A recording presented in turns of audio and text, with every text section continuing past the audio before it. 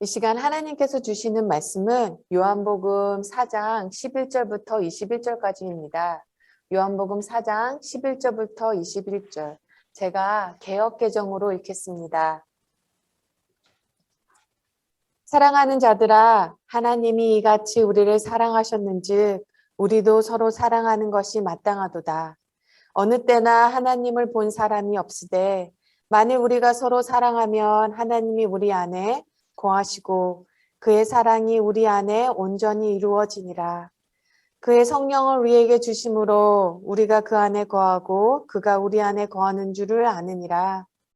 아버지가 아들을 세상의 구주로 보내신 것을 우리가 보았고 또 증언하오니 누구든지 예수를 하나님의 아들이라 시인하면 하나님이 그 안에 거하시고 그도 하나님 안에 거하시니라. 하나님이 우리를 사랑하시는 사랑을 우리가 알고 믿었노니 하나님은 사랑이시라. 사랑 안에 거하는 자는 하나님 안에 거하고 하나님도 그 안에 거하시노라. 이로써 사랑이 우리에게 온전히 이루어지는 것은 우리로 심판한 날에 담대함을 가지게 하려 함이니 주께서 그러하신과 같이 우리도 이 세상에서 그러하니라. 사랑 안에는 두려움이 없고 온전한 사랑이 두려움을 내쫓나니 두려움에는 형별이 있음이라. 두려워하는 자는 사랑 안에 온전히 이루지 못하니라. 우리가 사랑하면 그가 먼저 우리를 사랑하셨음이라.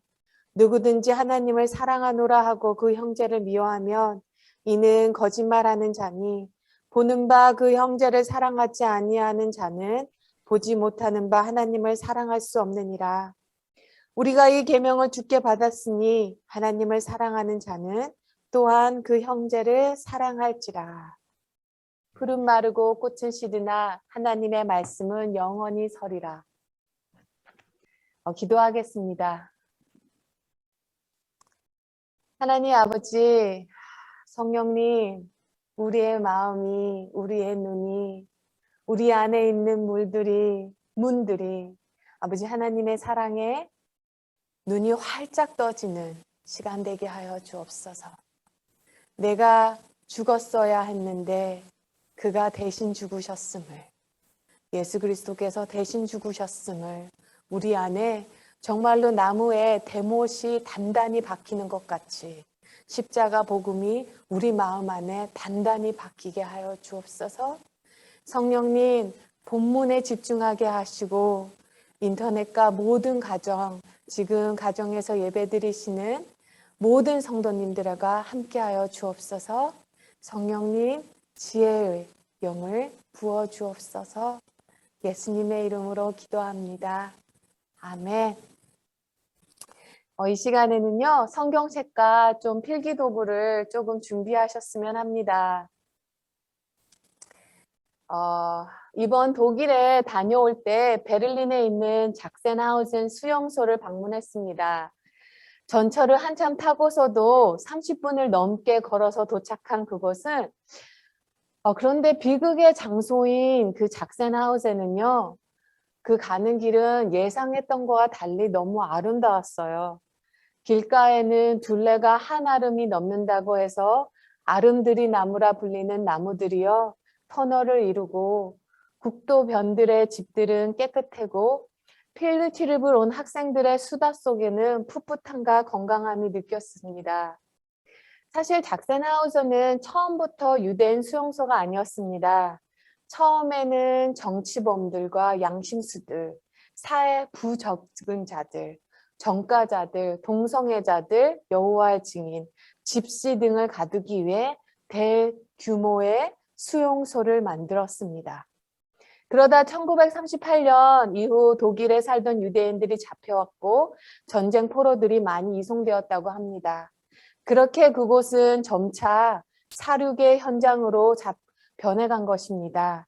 거기서 수많은 유대인들이 용광로 속에서 한 줌의 재로 변했고 전쟁 포로들은 학살을 당했습니다. 그곳에는요, 나치 친위대가 운영하던 감옥 밖에는 3개의 나무 기둥이 서 있었습니다. 바로 그것은 죄수들을 거꾸로 매달고 고문을 가하던 도구였죠. 그 3개의 나무 기둥을 바라보면서요, 노벨 평화상을 받은 그 홀로코스트의 생존 작가 엘리 위젤의 책 나이트, 밤이라는 책이 생각났어요. 바로 그 책에서는 바로 이 세 개의 기둥나무 얘기가 써 있거든요. 나무 기둥에 목이 메어가는 유대인들 이야기가 나옵니다. 하루는 그날도 3명의 유대인들이 나무에 매달렸고 그 중에는 이제 겨우 7, 8살 된 어린 소년도 있었습니다. 그런데요, 그 어린 소년은 적은 몸무게로 인해서 직사하지 못했어요. 30분을 넘게 나무에 매달려 삶과 죽음 사이에서 사투를 벌여야만 했습니다. 그리고 그 수만 명의 유대인들은 그 모습을 지켜보아야 했던 것을 그 책에서는 말하고 있습니다. 그때 엘리 위젤의 귀에 뒤에서 이런 소리가 들렸다고 합니다. 오 하나님, 당신은 지금 어디 계십니까? 이번 주에는 또 다른 학교 총기 사건의 가슴 저리는 소식을 우리 모두 듣게 되었습니다. 19명의 이제 겨우 4학년이 된 청소년, 초등학생들, 그리고 2명의 선생님. 언제까지 우리가 이런 소식을 들어야만 하는지, 언제야 돼서야 정말로 어떠한 구체적인 방법이 나오는지, 어떻게 이제 겨우 18살밖에 안 된 어린 학생의 손에 총알이 몇백 개나 쥐어질 수 있는 이 나라의 시스템이 속이 상했습니다. 우리가요, 이럴 때는 정말 하나님 사랑이신가요? 하고 묻게 됩니다. 인생이 화창한 봄날 같은 날에는요, 하나님은 사랑이십니다. 의심의 여지 없이 고백할 수 있습니다. 하지만 고통의 극한에서 하루아침에 자녀를 잃어버린 부모들, 그런 극한 고통 속에서요, 우리의 믿음은 흔들리게 마련이죠. 그런데 오늘 본문에서 사도 요한은 하나님은 사랑이라고 단언하고 있습니다. 하나님은 사랑이십니다. 그렇다면 요한이 처해 있던 그 상황이 그에게 그런 확신을 줄 수 있을 만큼 여유로웠을까요? 그렇지 않았어요. 이 서신이 기록될 무렵 당시 기독교인들의 상황은 매우 힘겨웠습니다. 로마 제국의 도처에는 기독교인들은 의혹의 어린 눈길을 받았고 기독교인에 대한 박해도 점차 심해졌습니다. 황제가 신으로 숭배되던 로마 제국 안에는 예수님이 사람의 모습으로 오신 하나님임을 고백하는 기독교인들이 편안했을리 만무하죠. 로마에 갔을 때 지하 무덤에 가본 적이 있습니다. 수천, 갓난아이부터 노인들까지 거기에 묻혀 있었습니다. 그리고 거기서 예배를 드렸죠. 정말로 하루아침에 평생 일궈놓은 삶의 터전에서 추방당하는 이들도 있었고요. 죽임당하는 이들도 있었습니다. 사제의 밥이 되기도 했고요. 그런데 바로 이런 때 요한은 하나님은 사랑이라고 선언하고 있습니다. 그런데 요한은요, 한 발짝 더 나아가 하나님의 사랑을 경험한 사람은 서로 사랑해야 한다고 말합니다. 11절, 19절, 21절에서 반복적으로 말합니다. 11절 말씀, 사랑하는 자들아 하나님이 이같이 우리를 사랑하셨는즉 우리도 서로 사랑하니 마땅하도다. 21절, 하나님을 사랑하는 자는 또한 그 형제를 사랑할지라. 그렇다면 우리는 지금 사랑의 사람으로 살고 있으십니까? 우리 사랑하며 사십니까? 우리가 다 하나님을 사랑한다고 합니다. 그리고 우리가 다 서로를 사랑한다고 합니다. 그런데 교회 안에는요, 가정 안에는 상처받았다는 사람이 참 많습니다.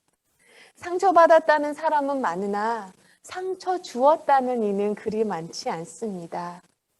혹여 우리는 사랑한다고 말하면서 상대방을 질식시키고 있는 것은 아닙니까?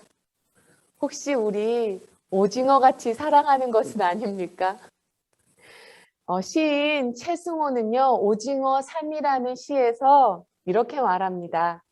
그 오징어 부부는 사랑한다고 말하면서 부둥켜 안고 서로 목을 조르는 버릇이 있다. 우리의 사랑도 이런 게 아닌지요. 자식을, 남편을, 아내를, 성도를 사랑한다면서 사실은 그들의 목을 조르고 있는 것은 아닐까요? 다 너 사랑해서 하는 거야. 그러면서 나의 욕망을 자식들에게 투사하고 있는 것은 아닐까요? 다 너 생각해서 하는 말이야. 정말 그럴까요? 아니면 나의 욕망, 나의 생각, 나만의 방식을 다른 이들에게 투사하는 것은 아닐까요? 그러나 욕구를 상대에게 투사하면 할수록 생명은 위축되거나 일그러지기에 마련입니다. 하나님의 사랑, 예수님의 자신을 내어주는 사랑, 성령 하나님, 성령님은 정말 인격적이신 분이세요. 인격적이신 분이시라 강제하는 사랑이 아닙니다. 예수님은요, 삶으로 참 사랑이 무엇인지 살아내셨어요. 우리에게 보여주셨습니다. 예수님은요, 아픈 사람, 상처받은 사람, 외면당한 사람 앞에서 그들과 함께 하셨어요. 우리가 예수님의 삶을 바라보면요, 예수님은 세상과 종교의 기득권을 쥐고 남을 억압하는 사람들 앞에서는 설교하셨습니다. 그러나요, 외면당하고 아파하고 상처로 영혼이 갈기갈기 찢겨진 이들에게 설교하지 않으셨어요. 우리가 이번 주 같이 이렇게 아픔을 당한 사람들에게 사람들은 하나님은 사랑이십니까? 하나님은 계십니까? 하고 묻습니다. 그런데요, 우리 자꾸 거기에 대한 답을 주려고 해요. 그러나 우리에게는 그들에게 그 질문에 답을 줄 수 있는 자격이 있지 않습니다. 영혼이 갈기갈기 찢겨진 자들에게요, 윤리, 도덕의 잣대나 신앙의 잣대를 대는 것은 폭력입니다. 예수님을 보면요, 그저 그들과 함께 아파하고 함께 있어주고 영과 마음의 육을 회복시켜주고 다시 한번 사람답게 살 수 있음을, 소망이 없던 이들에게 사람답게 살 수 있는 길을 열어주셨어요. 이런 예수님을 만난 사람은 티가 납니다. 오늘 본문에서요, 마지막 때 심판의 날에 대해서 언급하고 있죠. 17절 말씀, 이로써 사랑이 우리에게 온전히 이루어진 것은 우리로 심판의 날에 담대함을 가지게 하려 함이니 주께서 그러하신 것 같이 우리도 이 세상에서 그러하니라. 사실 마태복음 25장에서 심판의 날에 대해 예수님께서 가장 자세하게 말씀하고 계십니다. 마태복음 25장에는요, 3가지의 비유가 나옵니다. 그런데요, 그들 모두 다 하나님을 안다고 하는 사람이었어요. 마태복음 25장은요, 믿는 자와 믿지 않는 자를 다루는 것이 아니라 다 하나님을 믿는다, 주여 주여 하는 자들을 얘기하고 있습니다. 이 점을 놓치시면 안 돼요. 예수님은 믿는다고 하는 자들에게 지금 이 말씀을 하고 계세요. 그 3가지 비유 중에 첫 번째 비유가 바로 10명의 처녀가 등장합니다. 그들 가운데 5은 슬기롭고요. 나머지 5은 밀어나오다고 합니다. 모두 등을 가지고 있었다고 해요. 그런데 오직 5 처녀만 기름을 준비합니다. 여기서 기름은요, 믿음, 사랑, 선한 행실 등을 말합니다. 마태복음의 맥락에서 기름은요, 예수 믿는 자의 삶을 이르는 말로 새길 수 있습니다. 자, 신랑이 오기 전까지요, 처녀들의 차이가 드러나지 않습니다. 신랑의 도착이 자꾸 지연되자 우리를 말하고 있는 거죠. 그들은 다 꾸벅꾸벅 졸기 시작합니다. 한밤중에 신랑이 도착하고 처녀들이 다 일어나 등을 준비하느라 분주합니다. 기름을 준비하지 못한 어리석은 처녀들이 슬기로운 처녀들에게 기름을 좀 나눠달라고 부탁합니다. 그리고 거절당합니다. 저는 이 본문을 읽을 때 처음에는요, 좀 빌려주지, 그걸 안 빌려주냐. 빌려주고 일이 좀 잘 안 풀리면 그것도 그 실패의 무게마저도 공동체가 함께 나누어 주면 되지. 아니, 그거를 안 빌려주냐? 삶을 너무 빡빡하게 사는 거 아니야? 라는 생각이 들었어요. 그런데 마태복음의 맥락에서 마태복음 25장을 읽어보면요. 천국 눈이 활짝 뜨인 자는 천국이 아닌 이 땅에서 천국 백성처럼 살다가 천국 간다는 것입니다. 예수님을 만난 자는 그 삶에서 티가 난다는 거예요. 다른 삶 산다는 것입니다. 기름은 나눠 쓸 수 없다는 것입니다. 왜 기름을 나눠 쓸 수 없을까요? 바로 누구도 남의 삶을 대신 살아줄 수가 없기 때문이에요. 그렇기에 두렵고 떨리는 마음으로 오늘을 충만하게 살아야 합니다. 어리석은 처녀들은 뒤늦게 기름을 구하려 마을로 달려갔지만 신랑이 도착과 함께 혼인잔치는 이미 시작되었고 문은 영원히 굳게 닫히고 맙니다. 하나님을 안다는 사람들에게 어떻게 이런 일이 일어날 수 있을까요? 그것은 십자가 복음을 머리로만 알고 가슴으로 번역되지 않았기 때문입니다. 이 시간 성경책이 있으시다면 출애굽기 34장 6절로 한번 가보셨으면 합니다. 출애굽기 34장 6절에 가면요. 너무나 아름다운, 어쩌면 성경에서 가장 아름다운 말씀이 나와요. 출애굽기 34장 6절에 보면요.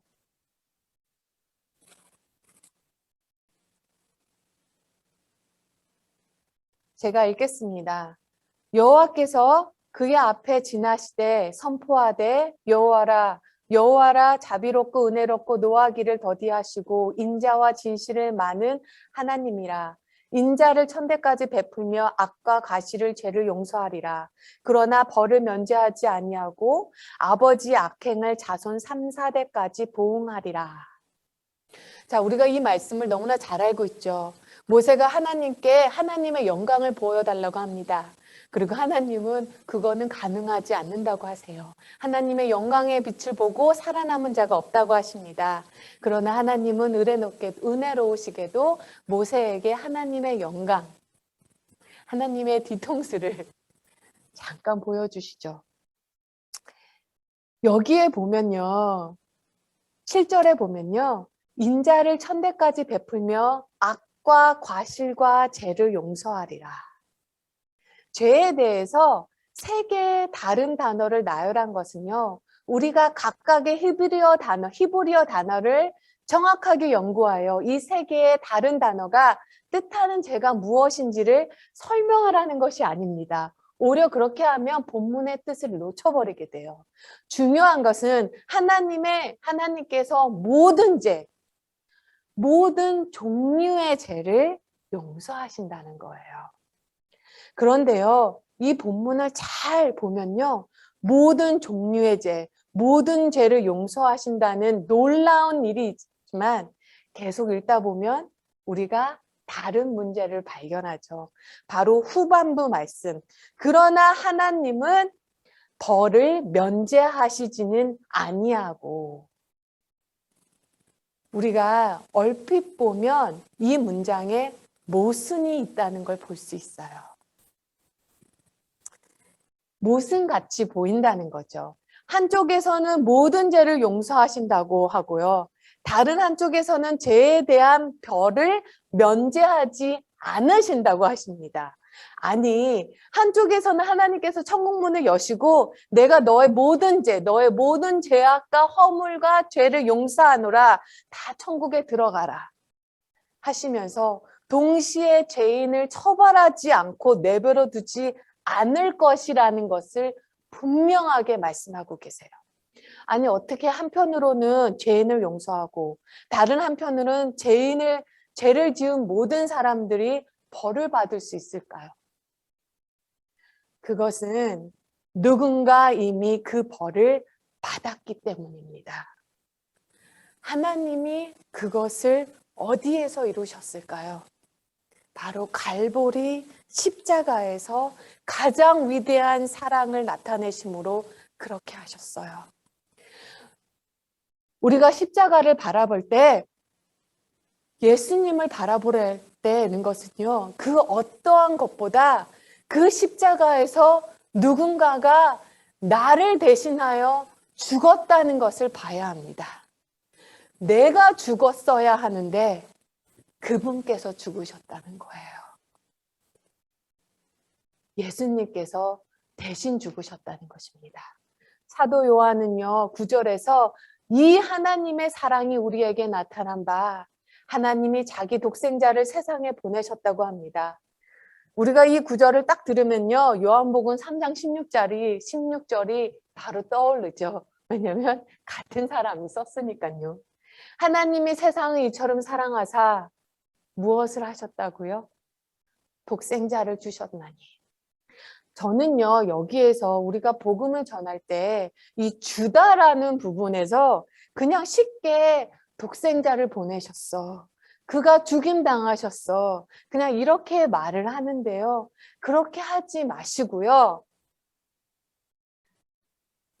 더 깊게, 더 앞으로 돌아가셔야 돼요.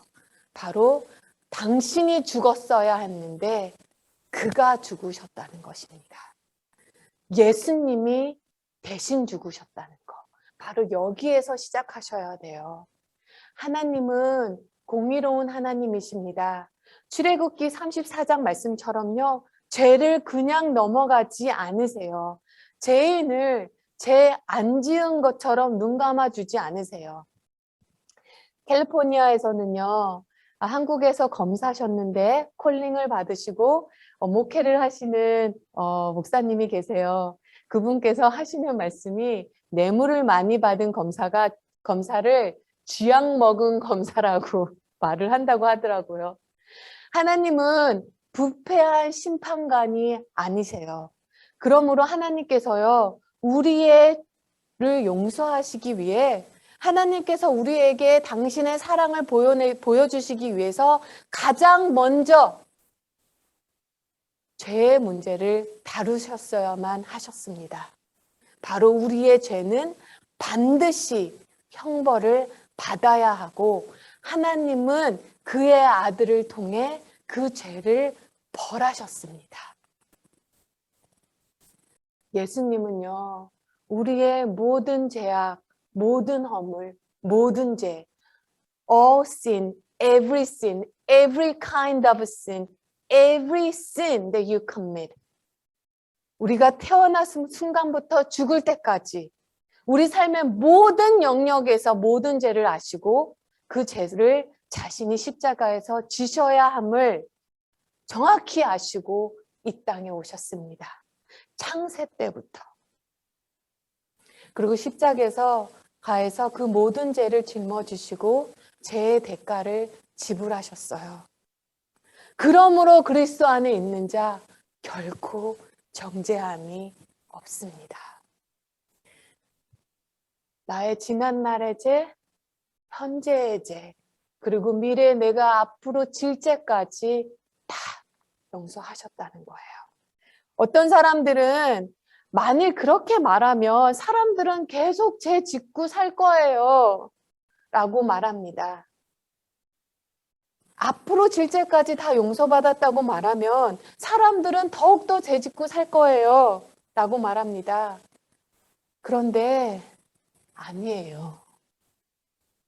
진정한 신자, 진짜 예수 믿는 사람은 그렇게 하지 않습니다.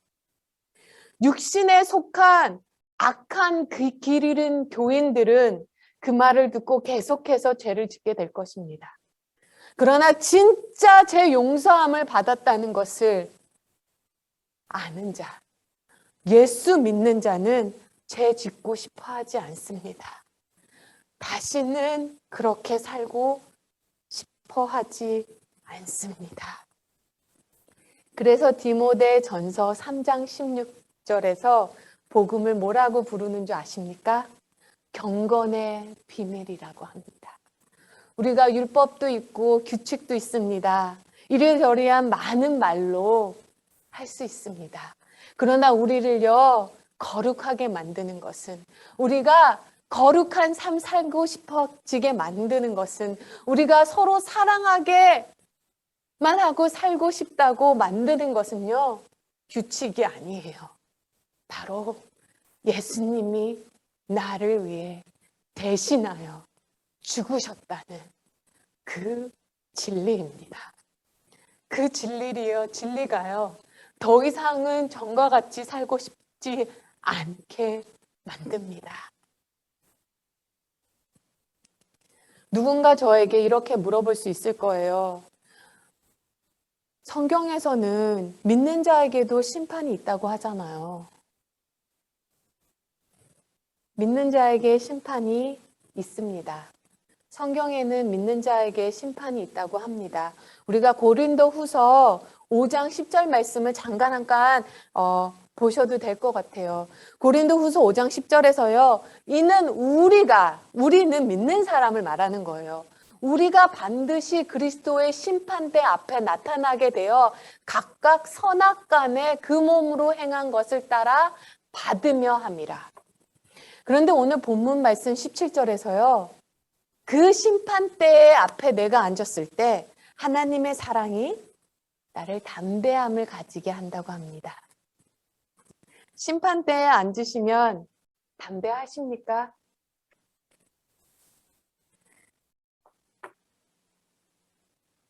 한번 상상을 한번 해보세요. 심판의 날에 우리가 사도 요한을 보면요. 예수님과 함께 했을 때는 예수님의 가슴에 기대했던 사도 요한이요. 다시 예수님께서 거룩한 영광의 빛으로 다시 오실 때 요한계시록에 보면요. 얼굴조차 들지 못했다고 합니다. 그 영광의 빛에서.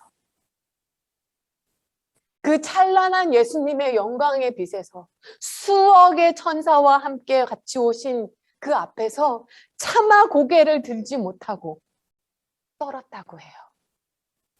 우리가 심판의 날에 심판의 자리에 앉았습니다. 그리고 상상을 해보세요. 고개를 듭니다. 서서히 고개를 들고 나를 심판하시는 그분을 봅니다. 나를 심판하시는 그 자가 바로 나의 아버지 되십니다.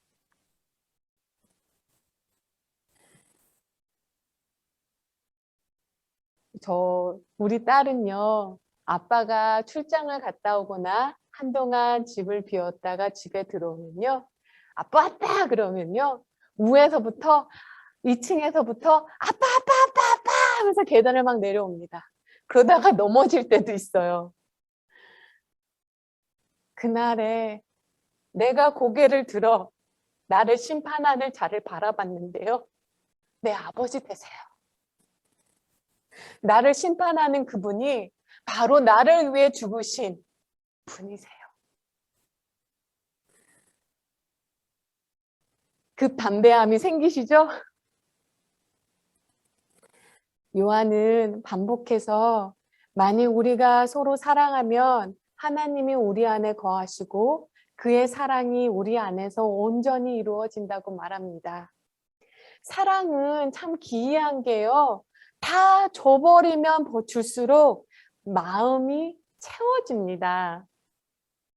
사랑으로 충만해 아주 넘쳐 흘릴 버릴 정도로 넘쳐 흘려 버린 적이 언제이신가요? 아니면 재고 따지고 계산해서 받은 만큼만 주시나요? 우리가 선을 행할 때 깍쟁이 같이 재기 시작하고 손이익을 따지기 시작하면요. 선을 행할 기회가 지나가 버립니다. 요한은요 18절에서 사랑 안에 두려움이 없고 온전한 사랑이 두려움을 내쫓나니 두려움에는 형별이 있음이라. 두려워하는 자는 사랑 안에서 온전히 이루지 못한다고 합니다.